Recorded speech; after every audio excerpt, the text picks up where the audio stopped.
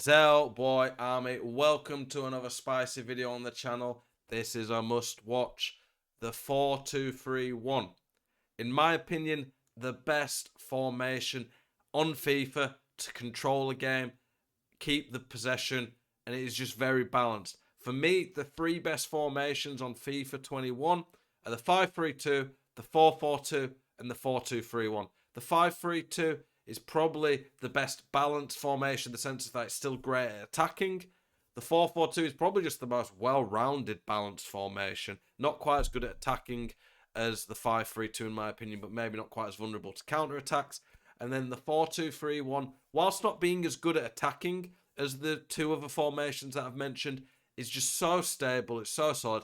I don't think we'll ever see a FIFA where the 4-2-3-1 won't be good. The two CDMs, the five midfielders to keep the ball, it is just so dominant at controlling games, keeping the ball, keeping possession, and just frustrating your opponent. So this video, I'm going to show you my tactics. I'm going to go in depth, explain why the tactics are like that. I'm going to tell you about the players in the team, why I pick players like this in the team, what type of players you should be picking in this formation. And then as always, as any good tactic video should show, I will be showing you gameplay and examples of how this tactic works in game. If a tactic video does not have gameplay, you should not be trusting that content creator. It is as simple as that. Tactics videos should not just educate you on how the tactics work by showing you the tactic, explaining it. They should give you ideas on how maybe you can adapt it, tweak it, and make it better for yourself. And also, like I say, it is vital, in my opinion, that they educate you how the tactic actually works and looks in game with gameplay clips. That's not to take shots at other content creators. It's just I'm trying to help you guys out, give you the best advice. And you can't just look at a tactic and see the instructions. You need to see how it actually plays in game. And for me, that's why I'll always put gameplay on my tactics videos for you guys. Here we are with the tactics.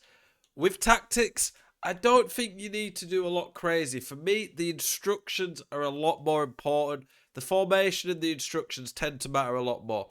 The two main parts of the tactic that do matter the most are the defensive style and the offensive style.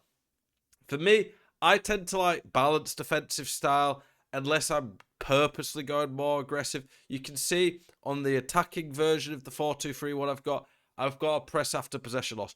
This tactics video is going to be specifically focused on the defensive and attacking.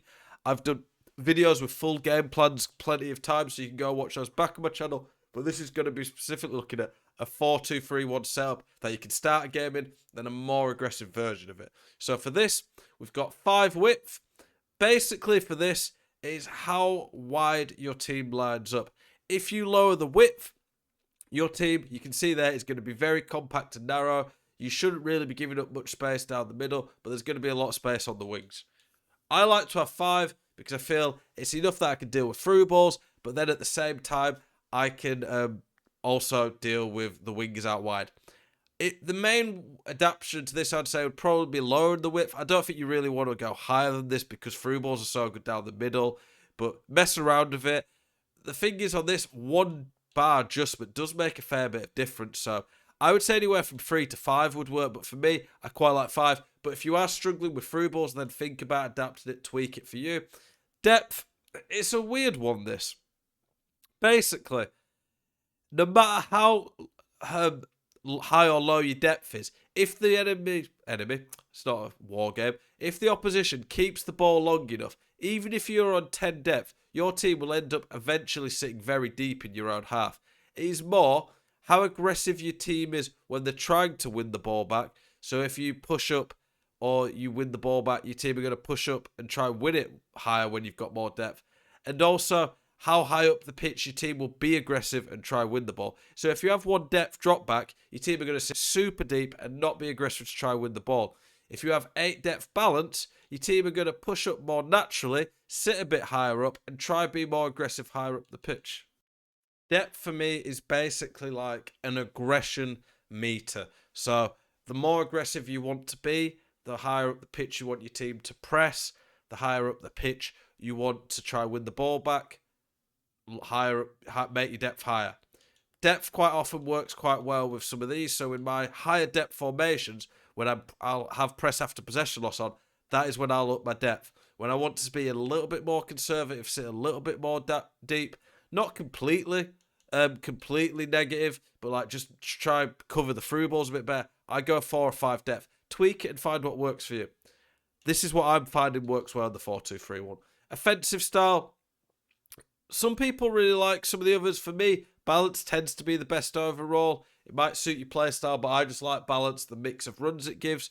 In the 4-2-3-1, I like to lower the width. Basically, the lower your width, the closer your players will sit to the middle of the pitch. The higher, the further spread out they'll be. You do get a little bit more open to counter-attacks if you have high width for one. In the 4-2-3-1, it's quite a wide formation anyway of a lamina ram, so I like to lower the width for that. Players in the box, basically, if you want more players to get in the box, higher it. If you want more players to sit outside the box to keep the ball, lower it. It's pretty simple. Corners, free kicks, pretty obvious that. The instructions, I have stay central, stay forward on Eusebio. I don't want him to go out wide at all. Some people put balance width. I want him to just stay central. Simply put, I've got a lamina ram who can get out wide and cover the wings more. I want him to just stay focused. He's my only striker. I want him to be the focal point. Stay forward. I just want him to stay up front so I can get it to him. He's my focal point again. Mixed attack. I don't like getting behind unless it's in a pressing tactic when I want to win the ball and get counter-attack quick. Cam, come back on defense. That's all I do on him. Come back on defense on all the free cams. Basically, I want them to come back, offer a lot of defensive stability. One of the reasons the 4-2-3-1 is so good is that it's defensively so solid because all the midfield get back. The only player who won't get back is the striker. I have a creator and a destroyer in my team. The creator is Rooney in this one. It's the same instructions for the CDMs, but balanced on one, stay back on the other. Basically, for that, you just want one who just sits a bit deeper, soaks the ball, but he's still going to be there to pass to it. And then the creator's one who gets forward a bit more, helps the attack. And then I have stay back on all of my defence. I just want a solid flat back four. For the defenders, you want pace, physicality, decent on the ball. I did a video yesterday specifically looking at what I like the meta of this game. You can see here that I've got 2 centre-backs. So you're probably like, Zel, why have you not got full-backs? Well, normally, I still think the 5-3-2 is the best formation on FIFA 21. I just think the 4-2-3-1, the pros of it, it is an amazing formation for controlling the game, keeping the ball, the possession, and some people prefer it. So I'm giving you a video to show you a viable option for it. And when we see the gameplay, you'll see exactly why it's so good. For me, in the 5-3-2, I have James at centre-back. And Van Dijk, he's a centre-back, but he's a team of the year, so he's that good. He's got some of the stats of a full-back. And then Klosterman has the pace anyway. Keeper, people ask quite a lot. I never mess around with a keeper. Maybe you want to experiment. If you have a really quick keeper, maybe you could do sweeper keeper, but I don't really ever do aught with that. The more aggressive tactic, this is what you're going to want to switch to. If you're losing a game or you're finding that you don't want to go, oh, thank you for the follow, Sidor. You're finding that you don't want to go full on. You don't want to go all out press yet. You want to just up it a bit. Like I said here, I up the depth. I go press after possession loss. Up in the depth with the higher pressing makes it a bit easier to win the ball back. I've lowered the width a bit more because I want to be just a bit more compact as I get aggressive with them. I've upped the players in box, but that's it for that. Generally speaking, you might want to go 10 depth, constant pressure, 10 players in box on the all-out attack, but this isn't an all-out attack. It's just a more aggressive version of the 4-2-3-1 for those interested. I've got all of the cams on stay forward. It's high risk, but I think if you're playing against someone in the 5-3-2, having the 4 attacks on stay forward, it'll be a potential counter to the 5-3-2 and be pretty good at that. The striker's on getting behind this time because I want him to get in behind when I'm doing the press after possession loss. The rest of the instructions are the same except for we put get into the box on the outside cams so they offer me more attacking options and stay at the edge of the box for the cam so he's got an outlay to go back to. I put balanced attack, balanced defense on both my CDMs this time. I want balanced defense rather than cut passing lanes because I want the CDMs for me to be able to use them to be a bit more aggressive with the press. Cut passing lanes is great, but when you want to be more aggressive with the pressing, having balance is better because it allows them to also do the man marking. And I have both of them on balance so they can get forward and join the attack more, be more aggressive, and then stay back on all the defenders. There's obviously tweaks and adjustments you can make to it, but that is what works for me. Let's get into some gameplay and show you exactly why I like this formation, why it's so good at controlling games, and why it's a formation you should consider if that's how you want to play FIFA 21. Okay, now we're going to look at some gameplay clips and examples of just why the 4-2-3-1 is so good, the attacking patterns it has, how you can control games with it, and exactly all the movements and things you should be looking for in this formation. So here, we go back to the CDM. If this game looks a bit different, it's because I accidentally went on to New Gen and was playing this game on New Gen. New Gen does play a bit differently. One thing I've noticed, if you play New Gen regularly, maybe you can comment on this, but New Gen seems a lot faster. Like, a lot faster. Here, always looking for that bridge. The bridge is really good. I don't know if that was the New Gen thing where it freezes the defender because it's a few patches behind, but yeah, the bridge is still pretty strong anyway. And there, I'm always looking to turn back there and put it on that foot just to get a guaranteed goal as Oberlai's right-footed. You can see here, the CDM operating around the box. Lots of men forward here. The left back's being occupied by the Ram who was up there, but my Lamb getting involved, tucking inside and getting a nice easy goal for me. Here you can see how the team's mostly lined up. We've got Goretzka, the Destroyer, just sat on stay back, just a bit covered by my webcam there, but he offers the outlay so you can always go back to him. Not going forwards all the time is a key thing that you need to focus on. This formation in particular is very good at controlling the game, controlling the possession, so it's important you do make use of that. You can see here I go to the lab. Quick, nice passing is important in this formation around the box. You're going to have lots of options to pass to, but you're not going to have the two strikers to ping-pong it to. Having a really good striker is pretty key, because in this formation where you only have one striker, he needs to be top-notch. So, for me, it was Eusebio, obviously. Not everyone can afford him, but someone like, at least like a Ben Yedder, a 5-star week, that's going to make a big difference. Go for the bridge there. Ball roll just to protect it, and a nice finish across goal. And you can see there, we had nearly 5 men in the box. One covering here, one covering there, one there, the cam. Lots of different options. And to beat people in this formation, it's going to be very easy to keep the ball and control the game. But to beat people, you're going to have to do quick passing and nice tricks at the right time. Okay, we're going to show a gameplay clip here where I counter-attack at pace. So I'll win the ball there. And the 4-2-3-1, especially if you have the cams on stay forward, but in general, is a pretty good formation counter because you have options all over the pitch. Here, I'm against Kleiber, so I know I'm going to have to use big touches to get away. A ball roll there to protect it, but I don't just ball roll, do the ball roll scoop, and it makes this guy fall over. I do a pass there. I wanted to double tap pass it first time.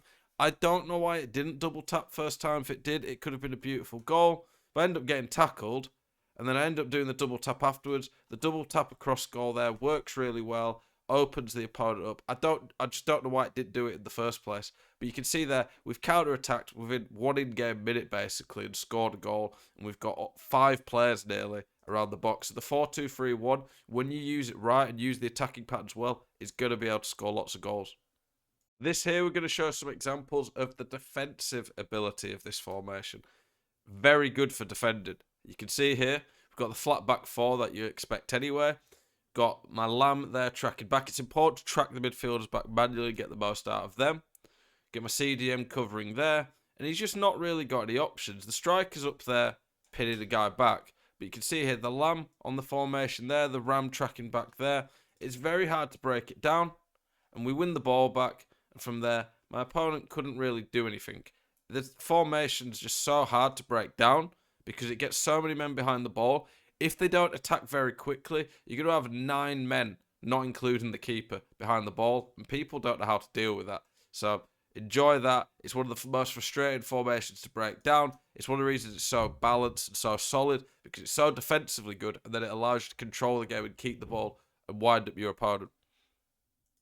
Got another clip here with a good example of a nice goal. So we're using the pitch. You have to spread the formation wide here. You want to go to lots of different players, make it so it's very hard for them to defend.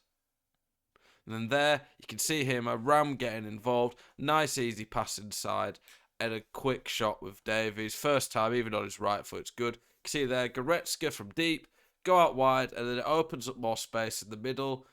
I like having low width because my Ram and Lam get involved more centrally. And you can see there, Eusebio's kind of gone there, opened up space for Davies, and it's a nice, easy goal. The attacking patterns in this formation are all around the front four, rotating, making space for each other, and having an extra centre mid get forward will just open more options up for you. The last clip I wanted to show you was just an example of some of the stats you can get in this formation. It is absolutely crazy what this formation can do in terms of controlling games and possession. This is in Div Rivals at 2006. I'm at like 2620 skill rating. So I'm playing very good people every game now. So the tactic was tried and tested against the very best in foot. The pass accuracy is always going to be easier to get higher in this because you've just got such safe, solid options all the time. The possession's going to be great. The defending's great. You can cut passing lanes and stuff.